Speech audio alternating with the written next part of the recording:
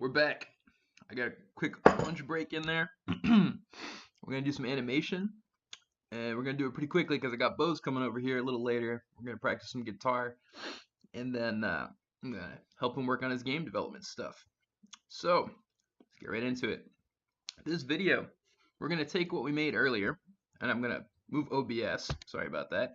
We're gonna take this, and we're gonna use our rig to animate some fingers here. So by the end of this video, you'll see the rig in use. We're going to flesh out an okay animation. We're not going to clean it to a huge extent, but we'll show the process so you can kind of do your own stuff from there. Yeah, let's get right into it. So, first things first, make sure you have your animation window open. So here's how this goes. I'm going to show you how to animate the rigs that we created in using the puppet way. So if you select the global controller, first thing we want to do is add an animator to this, and we're going to use that or do that using this. So I've got this selected, and we're going to go ahead and hit create. So make sure this says global controller before you create anything, because it's real specific. We want this on the global controller, nothing else, not some bone, global controller. Okay, so let's go ahead and create an animation. I'm going to throw mine into the, I think I have an animation folder here. Yeah. So we're going to call this one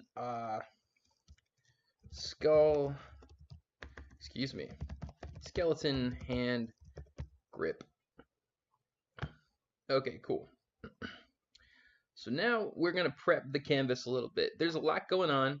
I'm a big believer in reducing it down to what you need to be looking at and then operate. It's easier on my brain anyway. I can't handle too much input at once. I'm just not smart enough. So in light of that, let's go ahead and hide these bones, because we're not going to animate the bones. We're just going to animate the controllers.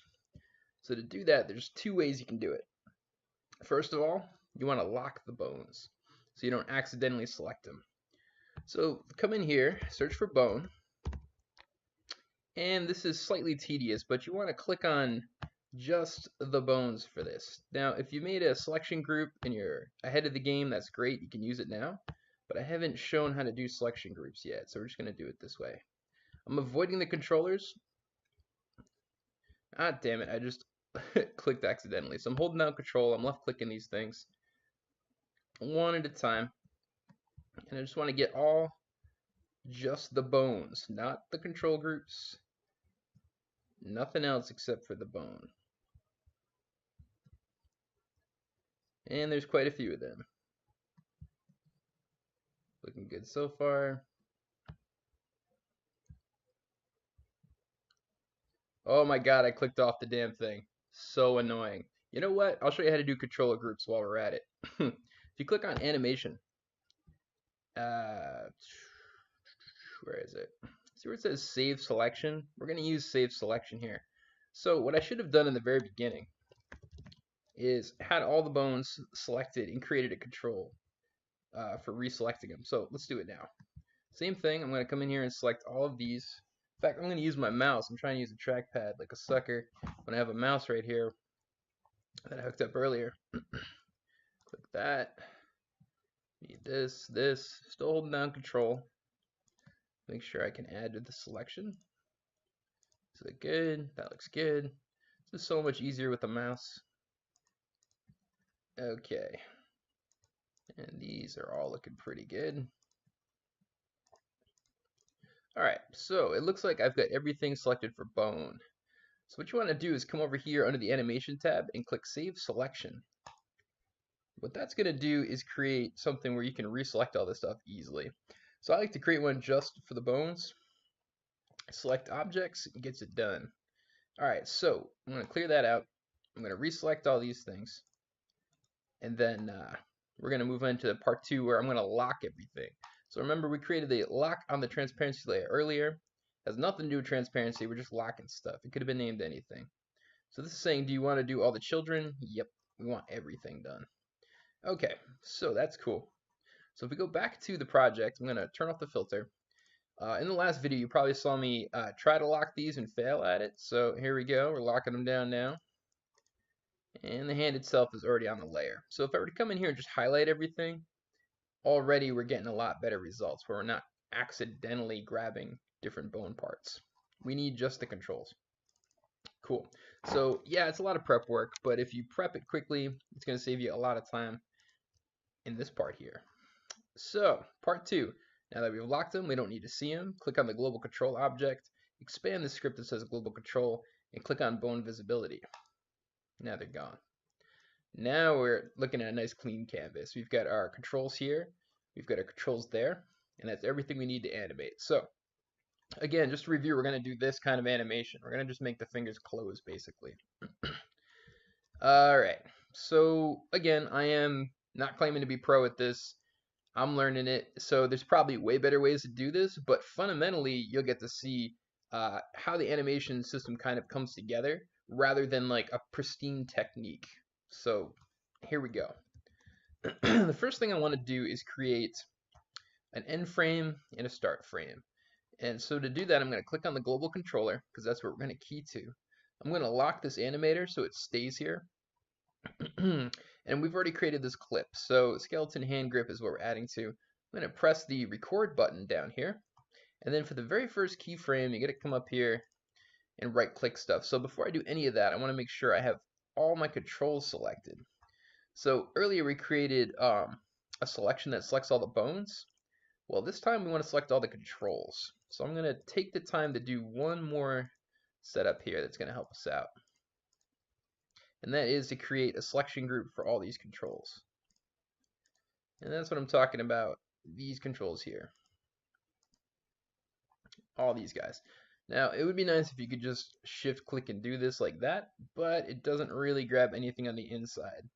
So you gotta do this. Expand them.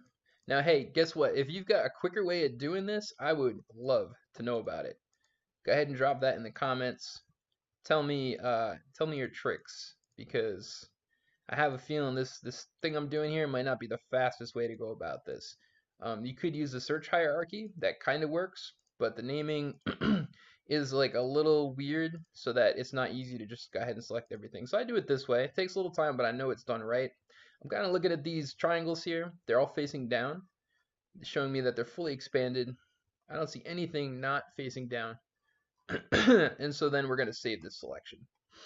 So now we can easily go select all the bone, select all the controls.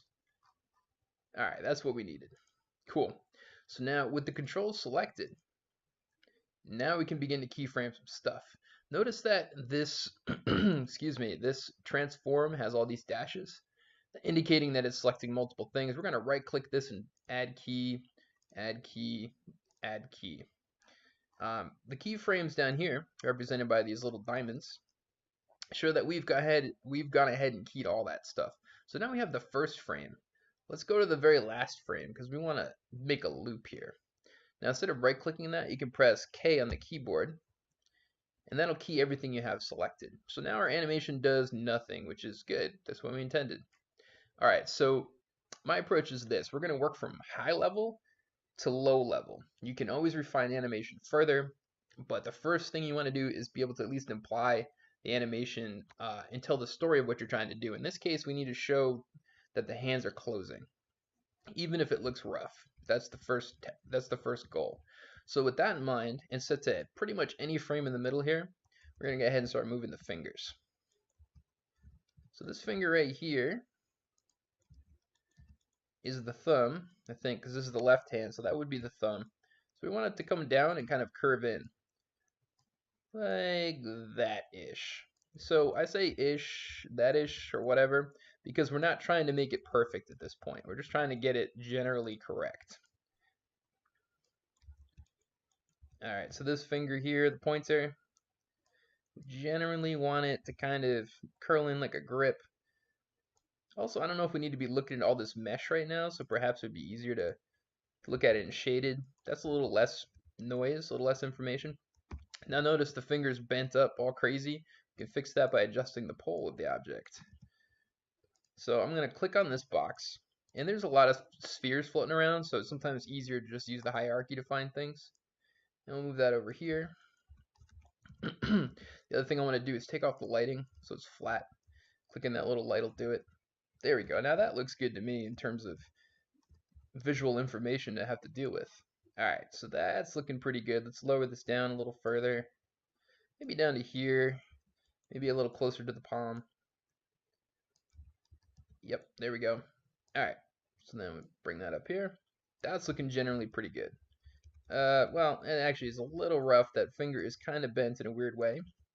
But again, don't really care too hard at this point. This finger, same deal. Get it generally where it needs to go. Adjust the pole for it because it's bending in all sorts of weird ways. Like this. And like, oops, wrong finger. This finger here. Bring that in here and then adjust the pole again. Yeah, it looks pretty good. So these fingers are kind of crossed up. Again, not a huge deal at this point, but let's refine it just a little bit further. So we'll go ahead and grab that control on this finger over here. It's a little hard to find stuff sometimes, so I find if you scrub through the hierarchy, that's one way to go about it. Other times it's easier just to go ahead and zoom in, try to find the thing, and then adjust it this way. Yeah, there we go. Okay, so they're at least not crashing into each other. That finger's a little gnarly, but that's cool. We'll fix that later. On to the next one. Move it out. Move it down. Move it in.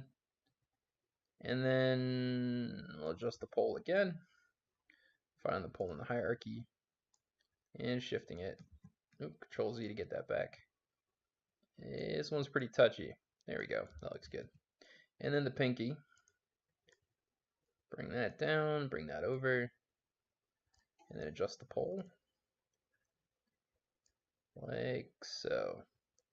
Alright, so here's what I'm talking about high level. We now have, it's not the most beautiful hand close, but it's a hand close. Now go ahead and right click on your selection to bring those controls back and highlight and press K on the keyboard. That's going to keyframe everything down for you. So let's scrub it and see what we get. So it goes out and comes back in as we scrub down here. So that's generally what we're looking for. Let's press play. Alright, so yep, is it rough? Yes. But does it imply what's going on? Yeah. So that's the first step. Second step is to come in and then start to fine tune these things. And this is where the process of animation for me takes a long time, because you can continue to fine tune to the nth degree.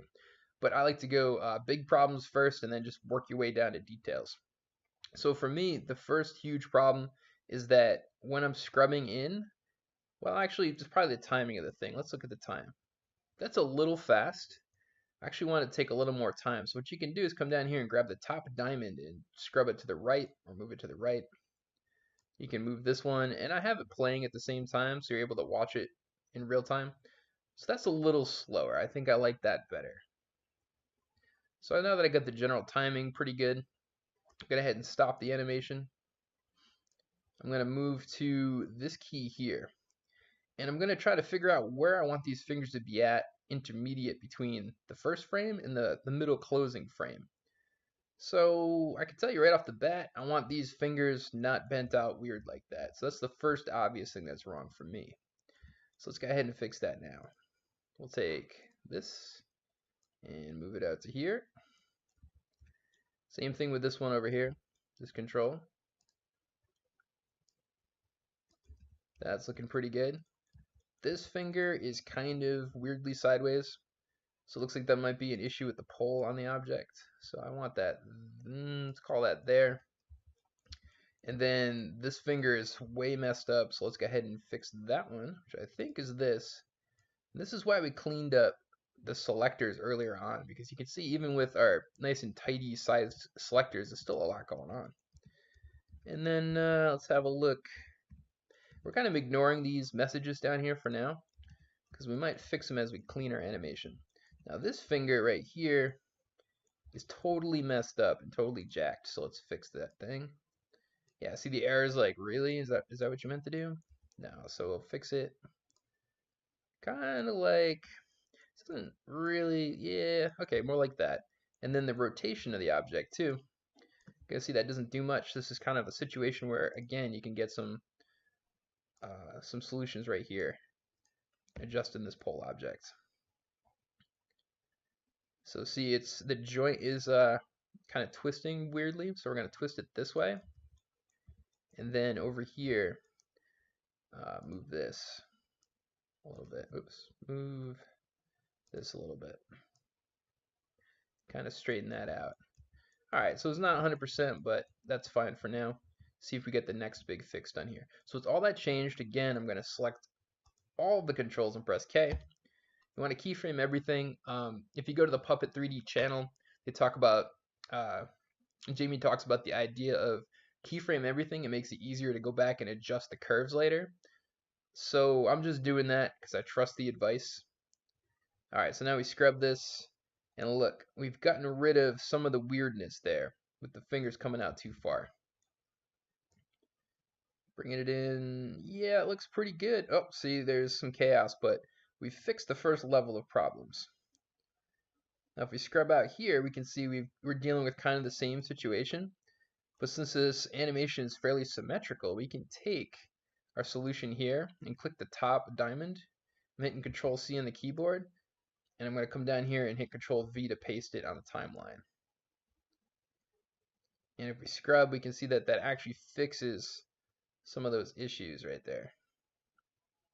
So the idea is that sometimes you don't really need to redo the work. So try to do as least amount of work as possible if you need to. Let's just play this thing. So you can see it's like still a little wonky.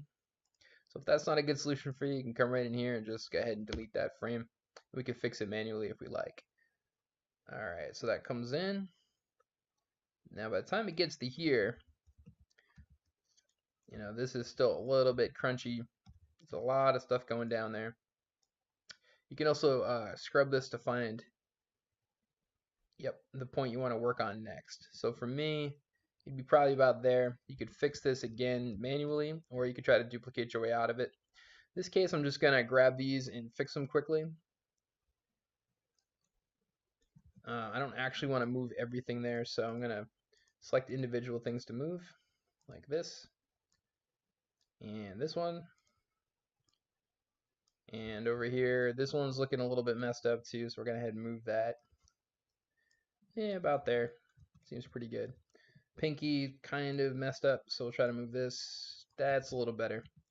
That all looks relatively good for a quick animation, so I'm going to reselect all the controls again. I'm going to press K and then scrub it, see what we get. Alright, so the fingers aren't overextending at the top joints anymore if we play this back. You can see that that thumb to the right is doing some weirdness right here, but we can fix that as well. So right now I'm just kind of looking to see like where's the biggest problems, and I'm going to fix the biggest problems first. And to me, it's looking like that thumb is a big problem, the way it's snapping all strangely. So let's go ahead and dial it in and figure out where that's happening. So if we scrub this way, that's looking good. We pass the middle point. I'm holding down left click on the timeline to scrub. Oh, there it is. There's that snap. It's going from there to there. Something is just jumping way too fast. So let's go in here and take a look. If we look at this key here, okay, let's try moving this around a bit. Let's move this up here. I'm going to hit K to override that particular key. Give it a scrub. Okay, so that kind of straightened it out right there. It was snappy. We went to the keyframe, moved it, and then keyed it specifically. So let's play it back. Yeah, there we go. That's looking pretty good. And you notice this little error down here about the transform position. If you clear it out and let it play, if you're running into these problems, they can pop up as you scrub this. So it's good to fix those pretty soon. Alright, so generally, if you were to just look at this from back here and press play, you can kind of tell what's going on, right? You can tell this thing is closing its hand. But there's more problems. For example, the fingertips would be a good place to start on next. If you want to fix that thumb right there that's doing weird stuff, that looks like it might be a pull issue. So if it comes up and it's looking good, and then see where it bends weird. Right there, it's looking pretty rough. So the transition between the first frame This intermediate frame needs some fixing. So let's go to here and have a look. I think the issue is that we've keyed it here, the position of the pole, but we haven't keyed the position of the pole in the first frame. So to fix that, we get a few options. I'm going to do this. We'll take the position of that pole here, and we'll copy it. And then we'll go back to the first frame, and we'll paste it. And press K on the keyboard to keyframe. And let's scrub and see what we've got. Didn't quite fix it all the way. So let's go here, this intermediate frame, between those two frames. We'll take this and try to scrub it, see if that's going to work out. We might not have the granularity to get that. Let me see. I might have to move this elsewhere. So this is rotating that joint. Like there. Now let's try moving this way. Here we go. Moving it down and around. So we're dialing it in. We're getting kind of where we want to go. So looking a little weird as far as that orientation goes. It's bent very strangely. Alright. That might be as good as I can get that with my current rigging. Let me try one other thing here. Take this and move it out. Yep. Straighten that. Okay, so that's looking pretty good.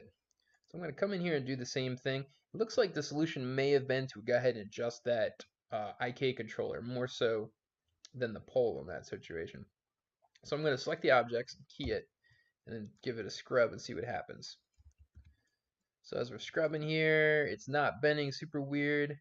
There's a little blip right there, but generally that's looking better. So this is the process basically, is go high level, continue to polish it down to a finer level, and just keep iterating on top of this animation until you get super clean stuff. And it's a matter of adjusting the IKs, it's a matter of doing some of this.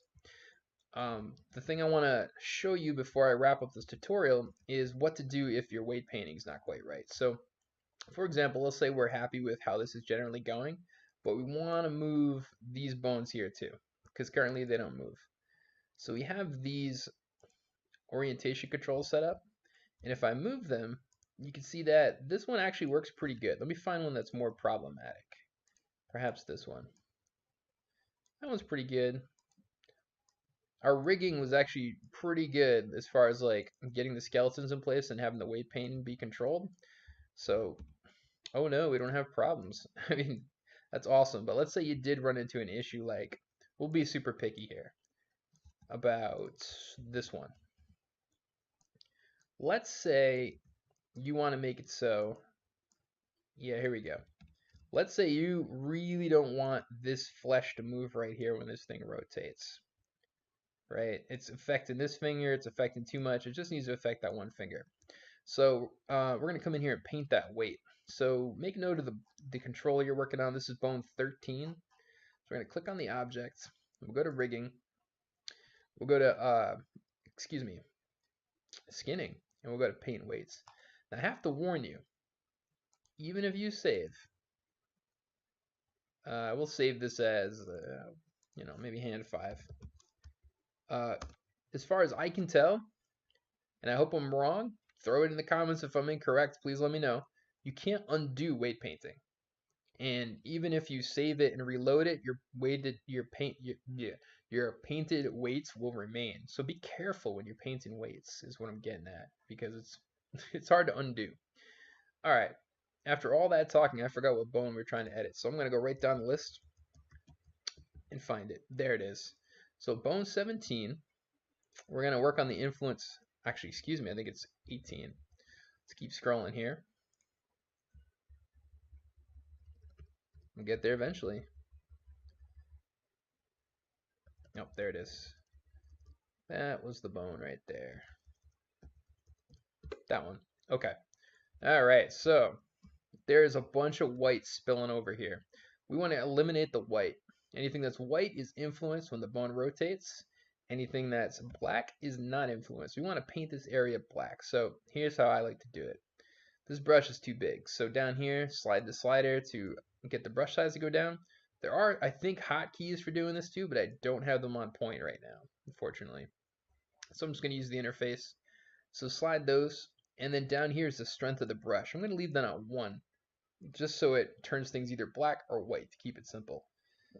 So the first thing I want to do, holding down the control key, that'll engage negative. So basically it'll become -1. So we're painting a value of black. And I'm going to go ahead and paint out everything that I don't want to be affected by this movement of this bone. We look in here, we get a little there that doesn't belong there, a little over here, just like that.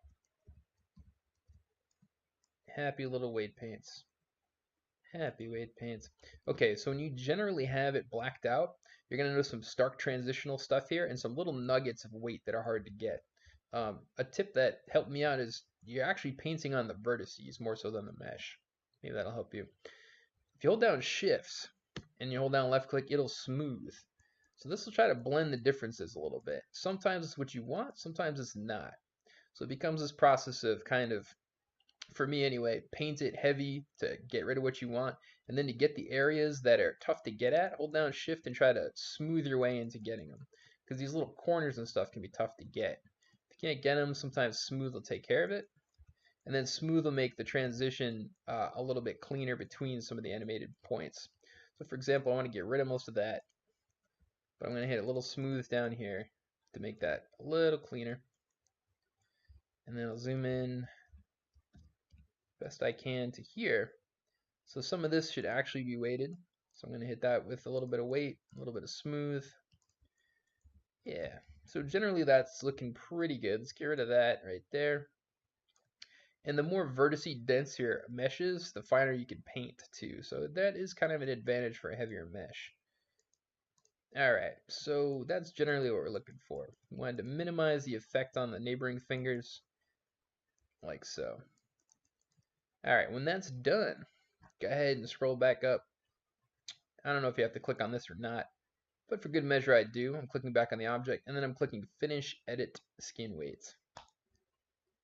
Now, with that done, if we come back in here, you can see that this bone has much less influence on the area around it after updating its weight paints.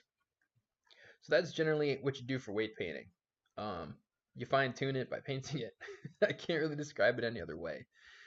Alright, so then in this case, just to show that part, this is our general finger animation.